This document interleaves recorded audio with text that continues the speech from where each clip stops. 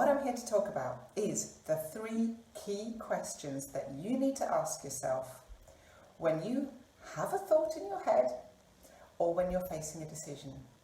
You see, I know what it's like to have those little niggling doubts, or to start to get down on yourself with a thought about something you've done, a screw up or something that isn't very easy to get rid of and undermines your confidence. So what I've taken to doing is asking myself these 3 questions, all important questions, as soon as I start to fixate on a particular thought.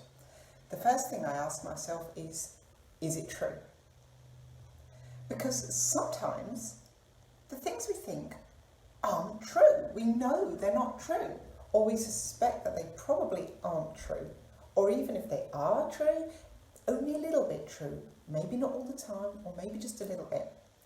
For example, I could think to myself, oh gosh, why am I contacting this person and they're not contacting me back? They don't like me, they're bored of hearing from me, I'm an annoyance.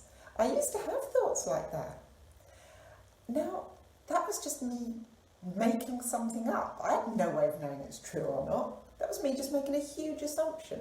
So first of all, is it true? You might be thinking about starting a project and you might think, I'm hopeless at this. Or you might be looking back at something you've done and thinking, I always screw things up. I'm never going to get it right. Is that true? How do you know it's true? You're never going to get it right?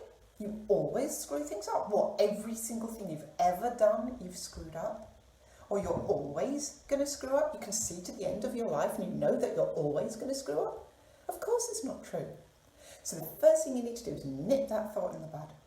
It's not true. If it is true, and you've thought about it and it's completely true all the time, the next question to ask is it empowering? Because a lot of the thoughts we have aren't empowering. They're actually highly critical thoughts. Or it might be critical of other people. Maybe it's true, but you're thinking something that isn't really very kind. And that's not really doing you any good in your life to have that unkind thought. Or maybe it is something about you, and it might be true. Look at how you could turn that unempowering thought round, that disempowering thought round to an empowering thought. I'm going to, I could, I'm going to aim to. Do you see the difference? It's just about how you entertain that thought in your head. Use it as a positive to push you forward rather than a negative to beat yourself up about.